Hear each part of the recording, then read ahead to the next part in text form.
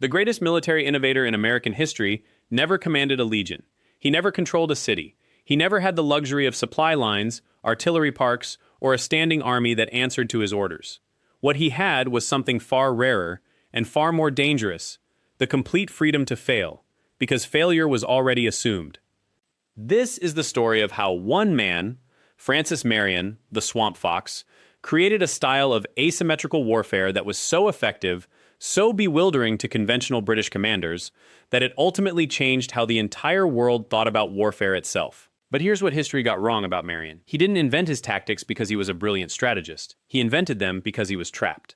Born into the South Carolina gentry in 1732, Marion grew up in a world where war followed rules that had been written in Europe centuries before his birth. You attacked in formation, you held territory, you defeated your enemy's army in pitched battle, and then you won the war. This was the lingua franca of warfare, the only language that mattered. Marion learned this language fluently. He fought in the French and Indian War alongside British regulars. He understood their discipline, their firepower, their organization. By all accounts, he was a competent officer, nothing more. Nothing less, but nothing that suggested he would become a revolutionary genius. If the war had gone differently, if the British had simply crushed the rebellion in its first year, Marion would have been a footnote, a minor militia captain from South Carolina whose name appeared in casualty lists and nothing else. But the war went exactly wrong in the way that forced Marion to become something else entirely. In 1780, British General Henry Clinton launched what he believed would be the final offensive of the American Revolution. His target, Charleston, South Carolina, the wealthiest port city in the American colonies. The invasion force was overwhelming, one of the largest military operations Britain had mounted since the war began. Clinton brought 10,000 men, siege engineers, artillery, naval support, and the absolute confidence that comes from commanding the world's greatest military power. Charleston fell in May 1780. It wasn't even a close contest. The American commander, Benjamin Lincoln, surrendered the city with over 5,000 troops still inside it. It was the worst American defeat of the entire war, worse than any loss Washington had suffered, worse than any rout in the North. For the American cause in the South, it looked like the end. The British had the army, the supplies, the naval support, and the most important prize on the Atlantic coast. They began consolidating their grip on South Carolina, establishing garrison towns, and issuing proclamations that the rebellion in the South was finished. Many colonists agreed. They took oaths of loyalty to the crown. Some, called loyalists, actively joined the British cause. Francis Marion was in Charleston during the siege. He was 38 years old, a wounded veteran of earlier fighting, and by his own admission, he had little reason to hope. The Continental Army in the South had been shattered. General Washington was in the North, fighting his own battles, unable to send help. The Southern states seemed lost. After Charleston fell, Marion made a decision that would change everything. He refused to surrender. He refused to take the oath of loyalty to Britain. Instead, he left the city with a handful of men, fewer than 20, and disappeared into the only place that might protect him, the swamps of South Carolina's low country. Now, this is where the real story begins, because what Marion did next wasn't the result of a brilliant insight. It was the result of having no choice whatsoever. The British Army was the most powerful military force on Earth. It had defeated France, dominated the oceans, and crushed conventional armies wherever it met them. But it was built to do one specific thing: win wars the way wars had always been won. The Swamp Fox's genius, and this is crucial, was not that he invented something entirely new. It was that he recognized, with absolute clarity, that the British Army could not operate in an environment where their greatest strengths became useless. A British regiment needed roads. Marion's men had waterways only they knew. A British column needed supply trains. Marion's men carried what they could eat and lived off the land. A British general needed to know where the enemy would attack. Marion's men appeared, struck, and vanished before a response could be mounted. But here's what makes Marion truly different from other guerrilla fighters, and this is the part history has missed. He didn't just run and hide and strike at the weak. Marion was, above all, a student of territory. Before he became a guerrilla fighter, Marion had served in the French and Indian War. He understood terrain like a language. He had learned how to read a landscape, how to see not just what was there, but what was possible. When he retreated into the swamps, he wasn't fleeing, he was consolidating. He was creating a fortress that nature itself had built, and he was the only one who knew how to navigate it. The British commanders, and this is where their assumptions defeated them, assumed that an army had to be visible. An army had to occupy space. It had to build fortifications, establish supply depots, control towns. The idea that an effective military force could exist in swamps, could strike from nowhere and vanish into impenetrable terrain, contradicted everything they knew about warfare. General Henry Clinton wrote back to London describing Marion as an annoyance, a bandit leader stirring up the ignorant population. In London, the military establishment largely agreed. Guerrilla fighting wasn't real warfare. It was the refuge of men who couldn't win pitched battles, which was true. But what the British couldn't grasp was that Marion had made a choice to never fight a pitched battle in the first place. He would only fight where he held every advantage. Everywhere else, he would refuse engagement. This created a psychological inversion that British commanders simply could not process.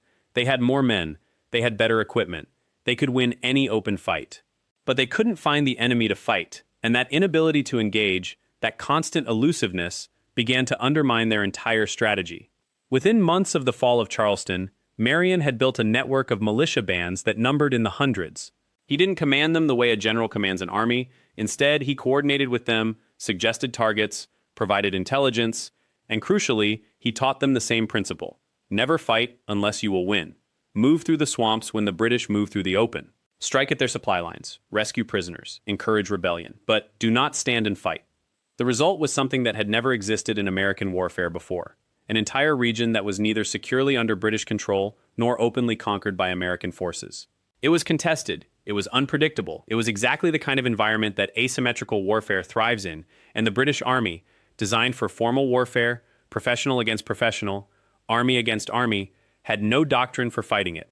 By 1781, Marion was operating with enough freedom and resources that he could attempt something bolder. He began to form smaller units that could conduct actual military operations, ambushes that were planned like battles, coordinated strikes that required timing and discipline. One of his most famous engagements came at Eutaw Springs, where his forces combined with other Continental units to fight a near-conventional battle and nearly destroyed a British regiment. But even when Marion moved toward conventional warfare, he did so on his terms. He did so when the British were weakest, when his forces had the advantage, when he could strike and vanish if the situation turned. He never risked his army the way a traditional general would. And here's the part that really matters. Marion never stopped being bounded by his original constraints. He was poor, his forces were poorly equipped. He had no official support from the Continental Army until very late in the war. He operated almost entirely on what he could capture from the British, what local civilians could provide, and what the land itself offered. Yet, by the war's end, Marion had become one of the most celebrated figures in the South. Not because he won grand battles, he didn't, but because he never lost. His forces were never destroyed. His leadership was never broken. The British could garrison towns, but they couldn't control the countryside. They could win battles, but they couldn't win the war. Not in South Carolina, not as long as Marion and men like him existed. The Swamp Fox forced the British into a complete strategic inversion. Instead of the guerrilla being a sideshow to the main army became a side effect of the guerrilla's existence. British generals had to divert resources, garrison troops, protect supply lines, all to counter an enemy that refused to fight conventionally. But what makes Marion's story truly revolutionary, what history has overlooked while obsessing over his tactics, is something far deeper. Marion proved that an army isn't only about men and equipment. It's about will. It's about understanding your terrain in a way your enemy cannot. It's about refusing to fight battles your enemy wants to fight and only engaging when you possess every advantage. The British Army in 1780 was objectively stronger than Marion's forces in almost every measurable way. But strength measured in conventional terms, numbers, equipment, organization, became almost irrelevant against an opponent who had redefined the nature of conflict itself.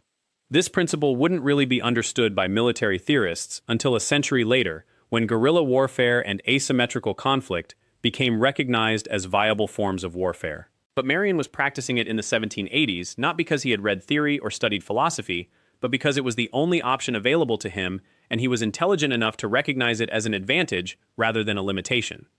The broader consequence of Marion's approach rippled far beyond South Carolina. After the American Revolution ended, military theorists began to seriously study what had happened in the Southern campaigns. They asked, how did a poorly equipped militia force, operating without central authority, without formal training, without the resources of a nation-state, manage to tie down a professional army that had conquered empires? The answer they found was uncomfortable for traditional military establishments. It meant that the future of warfare wasn't necessarily determined by who had the most cannons or the longest supply lines. It meant that understanding terrain, knowing when to fight and when to withdraw, building local support, and maintaining mobility could be worth more than conventional firepower. Marion never called his style of warfare anything in particular. He didn't theorize about it, he simply did what worked in his specific circumstances. But what he created became the template that would be used, studied, and refined by insurgent movements for the next 2 centuries. Every guerrilla fighter who ever operated in terrain that favored mobility over firepower, every commander who recognized that controlling the will of the population was more important than controlling territory, every force that used the landscape itself as a weapon, they were all, in some sense, following a playbook that Francis Marion had written without ever intending to. But Marion's true innovation was even more subtle than that. It wasn't the tactics themselves, it was the recognition that constraint could be reframed as advantage. When he entered the swamps of South Carolina in 1780, Marion had lost everything a conventional general would consider essential: a formal army, supply lines, secure territory, political authority. These weren't disadvantages he had to overcome. They were the conditions that made his new style of warfare possible. A British general commanding a formal army couldn't operate the way Marion did, not because he lacked the ability to think creatively, but because the structure of his army, his supply lines, and his command authority required him to operate in open space, to maintain clear lines of communication, to hold territory. Marion had no such constraints. The very poverty of his position became his freedom. This is the part of Marion's story that gets lost in the narratives about the brilliant tactician or the daring guerrilla leader. Marion was brilliant, and he was daring. But more importantly, he was willing to accept that he could not win the war the way wars were traditionally won, so he stopped trying. He created an entirely different kind of war, one where his opponent's greatest strengths became irrelevant, and his own limitations became the source of his power. When Marion died in 1795, he was a celebrated figure in South Carolina. He had been a member of the state legislature and served as commander of a militia district in peacetime. By some measures, he had been vindicated by history. Americans had won their independence, and Marion had played a crucial role in making that victory possible in the Southern theater. But the real vindication came later, when military theorists and commanders began to seriously study what Marion had done. They realized that his innovations weren't accidents of circumstance. They were products of strategic thinking, of understanding the nature of conflict, of seeing that warfare could be something other than what the professional armies of Europe had always assumed it had to be. And that realization changed how nations prepared for future conflicts. No longer could a conventional army assume that it could simply overwhelm an opponent through superior organization and firepower. The equations of warfare had shifted. The Swamp Fox had made that shift inevitable. Now, if you want to understand the complete tactical philosophy behind Marion's methods, the specific battles he chose, the recruitment strategies he used, and how he coordinated with other militia forces across multiple states, we've put together a comprehensive guide that goes far deeper than we can here. You'll find it linked in the description and pinned in the comments below. But understanding Marion's tactical genius requires us to step back further, because his methods didn't emerge in a vacuum. They were born from something deeper. A fundamental shift in how Americans themselves thought about resistance, about organization, about what was possible when conventional power couldn't be matched. When Marion took to the swamps of South Carolina in 1780, the Continental Army under Washington had already endured 6 years of brutal warfare. The army had been defeated in New York, scattered at Long Island, nearly destroyed by winter at Valley Forge. What remained was a force of remarkable discipline, yes, but also a force that had learned something crucial, that the European model of warfare, standing armies in neat formations, controlling territory, winning decisive pitched battles, might not be the path to independence for a resource-starved rebellion. Marion inherited a destroyed landscape. By 1780, South Carolina had been ravaged. The British controlled Charleston, the major towns, the supply depots. They held the conventional ground. But what Marion understood, what he saw that others didn't, was that the space between British control points was where the real war would be fought. Not the war of battles and territory, but the war of movement, intelligence, and psychological pressure. The British were operating in a landscape that was fundamentally alien to them. They came from an island where roads were established, terrain was mapped, civilians followed familiar patterns. Here, the swamps and forests operated under different rules. The ground itself was an enemy, the heat was an enemy, the insects, the disease, the lack of clear lines of sight, these were weapons Marion could exploit in ways the British command structure could never fully understand. And Marion began to build something extraordinary. Not through official commissions, not through supply lines that ran from Philadelphia, not through the kind of grand planning that characterized Washington's operations. Instead, he built through something much more powerful: loyalty. He recruited men who knew this land because they lived here. He recruited from the local population, farmers, blacksmiths, merchants whose homes had been burned, or whose families had been threatened by British occupation. These men fought with the kind of intensity that comes from defending what is yours. not from following orders in a distant war. Marion's genius wasn't just in tactics. It was in understanding motivation. He knew that his men would never match the British in equipment or in the kind of formal training that the Redcoats received. But he also knew that they didn't need to. What they had was something better. They had a reason to fight that no amount of British military superiority could overcome. They were fighting for home. This is where Marion's strategy became truly innovative, because he recognized that controlling the population's loyalty was worth more than controlling the territory. The British occupied the towns, yes, but Marion's forces moved through the countryside with the population's support. Information flowed to him. British movements, supply routes, the locations of isolated patrols. The swamp became a network of intelligence as much as it was a military position. And Marion used that intelligence with devastating precision. He wouldn't attack strong positions. He would identify isolated British units, small patrols, supply convoys moving between garrison towns. He would strike with overwhelming force at the point where the British were weakest, then vanish before reinforcements could arrive. The British would send soldiers to investigate, finding only abandoned camps and swamp trails that led nowhere.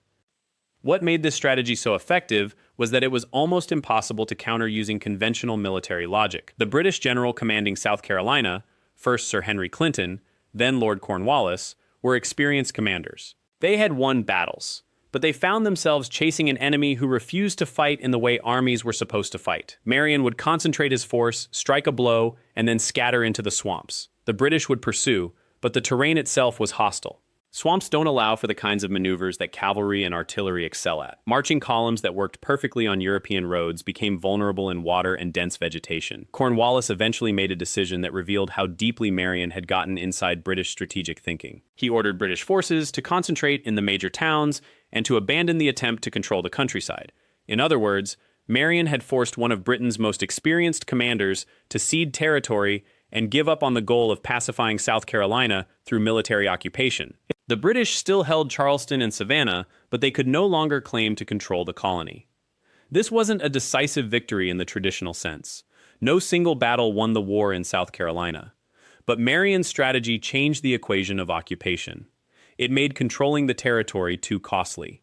It made the population's loyalty something the British could never secure through military force alone. And it demonstrated something that military theorists had suspected but never truly proven, that a well-organized, psychologically motivated force operating in terrain favorable to it could negate the advantages of a conventionally superior army.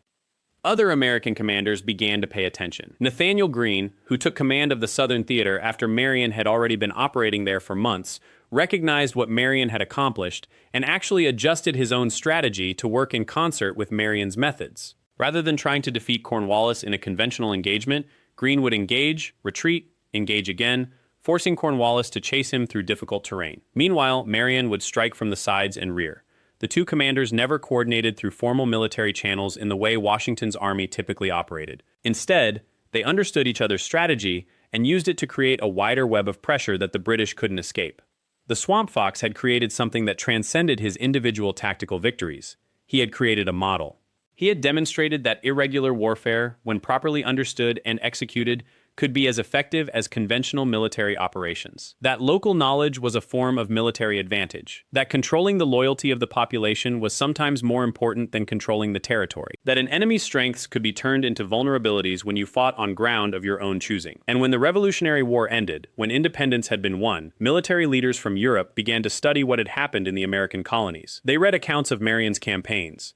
They examined how a small, lightly equipped force had frustrated a major imperial power. They began to ask the questions that would reshape military thinking for the next 2 centuries. What if formal discipline wasn't always the answer? What if understanding the terrain and the population was worth more than superior numbers? What if the future of warfare lay not in the perfection of European-style armies, but in adaptation, in flexibility, in the willingness to abandon convention when convention wasn't working? Francis Marion had never attended a prestigious military academy. He had never commanded a large conventional force.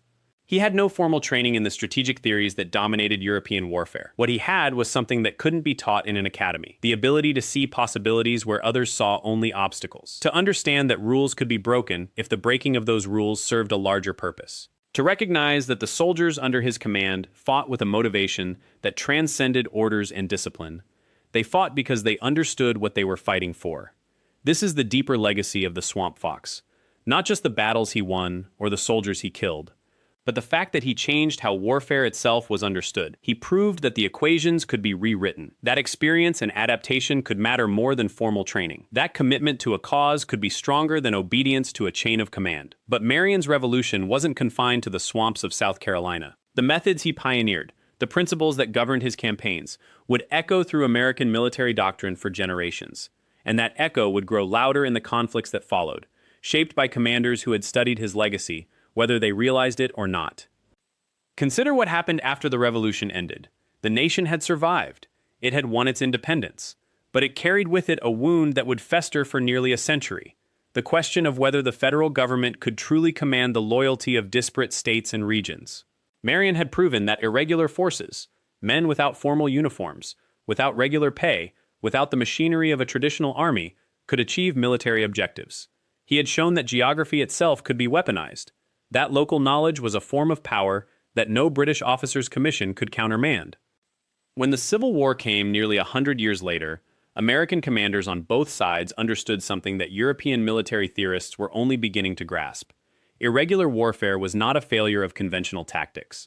It was a distinct and viable form of combat. The Confederate experience with cavalry commanders like Nathan Bedford Forrest, who operated with a flexibility and speed that mimicked Marion's methods, didn't emerge from a vacuum. It emerged from a nation that had been shaped by Marion's legacy. A nation that understood that terrain, speed, and surprise could matter more than the size of your army or the prestige of your uniform.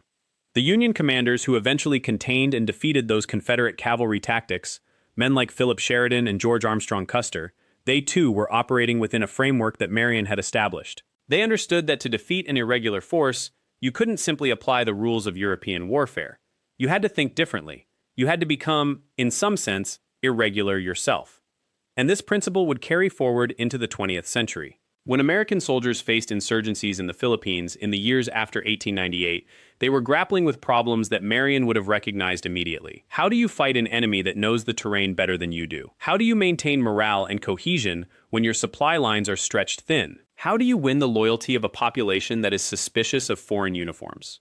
The Americans who served in those campaigns didn't have direct access to Marion's tactical manuals. There were no formal courses in swamp warfare or irregular operations at West Point in 1900, but they carried the spirit of what Marion had proven. They understood, perhaps not consciously but deeply, that American soldiers could adapt, that American commanders could innovate, that the enemy's advantages, familiarity with terrain, support from the local population, ability to vanish and reappear, could be countered if you thought creatively enough. The challenges America faced in the 20th century would force this adaptability to evolve even further. When American servicemen encountered Japanese forces in the Pacific during World War II, they discovered that the enemy had studied American tactics with far greater rigor than most Americans realized. The Japanese understood that they could not defeat America in a war of production and industrial might, so they adapted. They fought the kind of warfare they could win: island fortifications, suicide tactics, asymmetrical attacks designed to make the cost of American victory unbearable. And what happened next was crucial. American commanders, not the hidebound traditionalists, but the men who understood that circumstances demanded adaptation, began to fight back using principles that Marion would have recognized.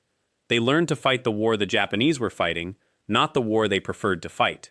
They adapted their tactics to the terrain. They used speed and surprise instead of simply throwing more soldiers and more firepower at the problem. They developed new methods of amphibious assault, new ways of coordinating air and naval power, new approaches to supply and logistics that allowed them to fight far from home.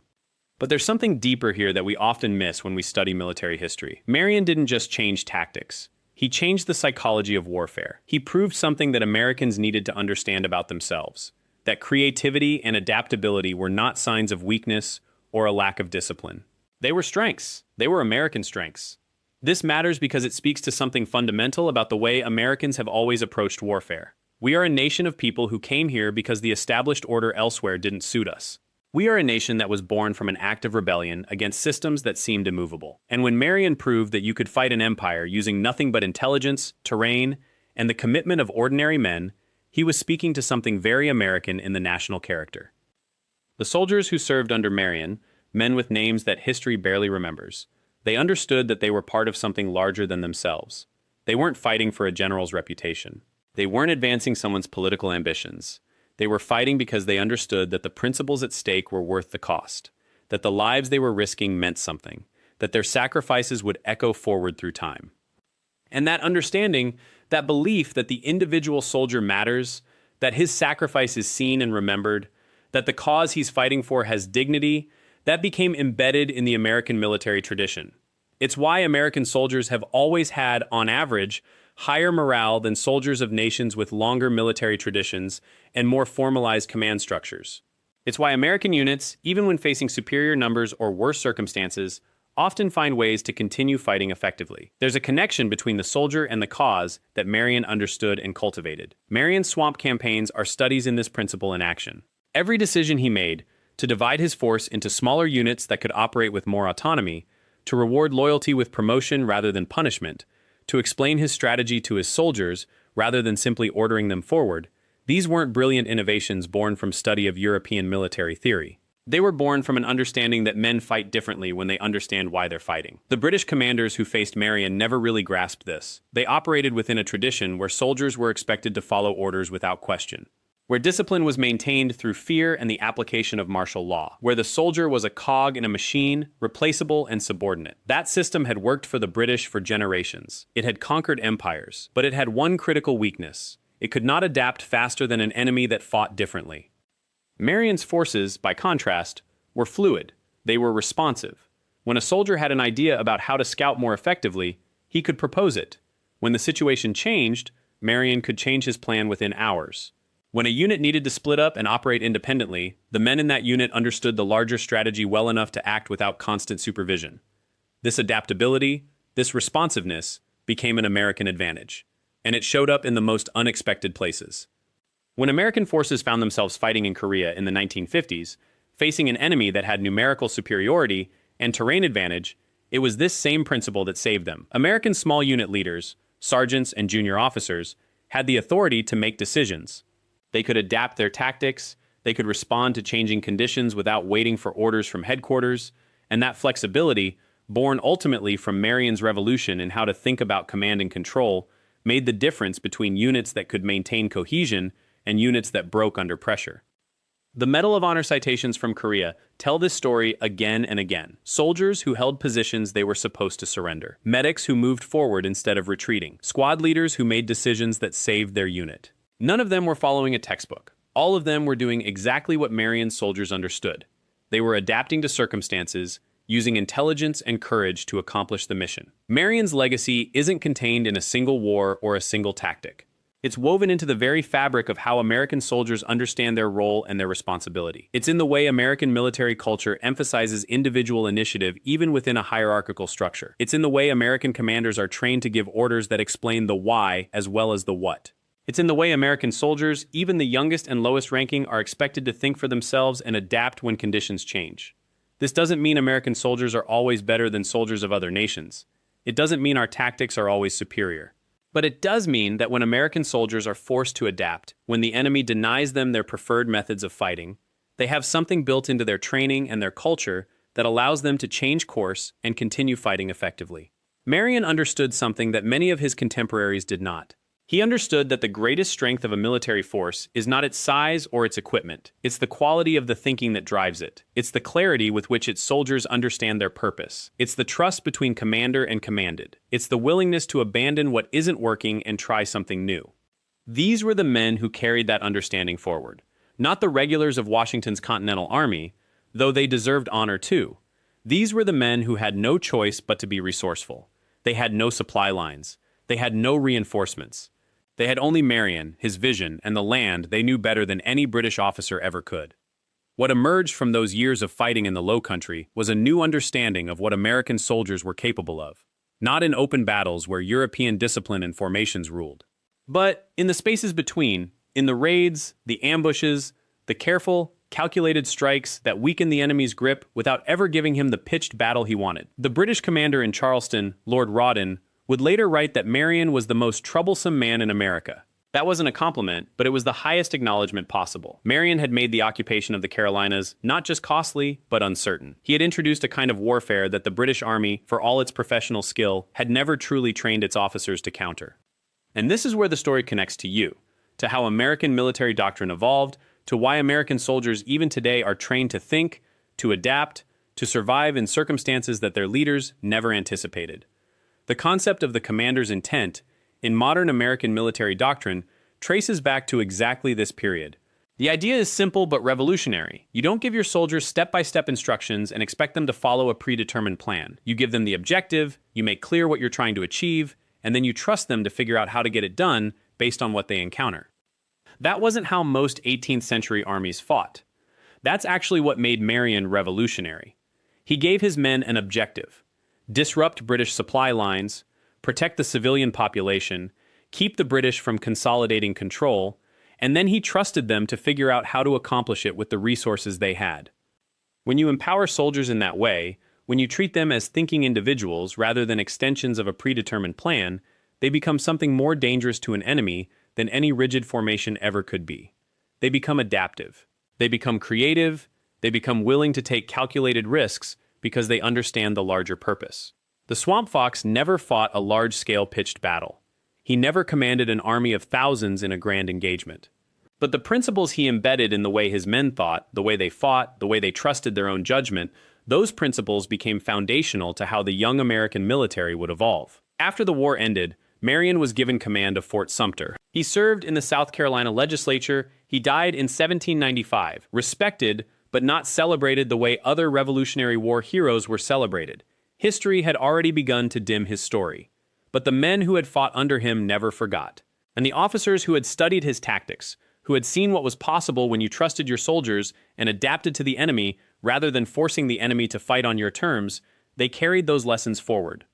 There's a reason that American soldiers, from the 20th century to today, have a reputation for tactical innovation. There's a reason that junior officers and enlisted men in the American military are expected to think for themselves and make independent decisions. There's a reason that when plans fail and conditions change, American units don't collapse into confusion, they adapt. It traces back, in part, to a man with a bad leg who couldn't afford to fight the war the way it was supposed to be fought. A man who had to be clever because he couldn't be strong. A man who had to trust his soldiers because he had nothing else to give them. Francis Marion, the Swamp Fox.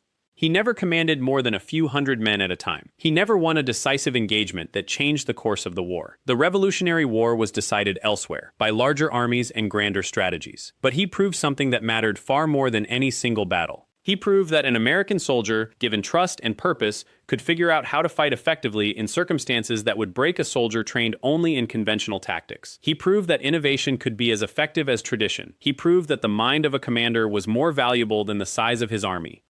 And those lessons, carried forward by the officers and soldiers who learned under him, became woven into the DNA of the American military tradition. Not the grand, formal tradition of European armies, but something different, something adaptable, something that respected the thinking soldier. If you want to understand why American soldiers developed such a reputation for tactical flexibility and innovation, if you want to know where that came from, part of the answer is South Carolina in 1780 and 1781. Part of the answer is a man who had no army, no supplies, and no backup. So he invented a style of war that changed the course of American military history.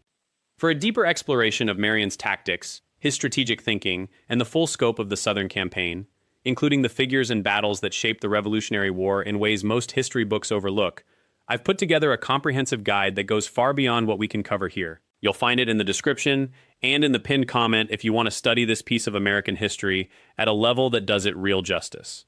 The truth about the Revolutionary War, the part that history textbooks often miss, is that it wasn't decided by a few famous names and grand battles.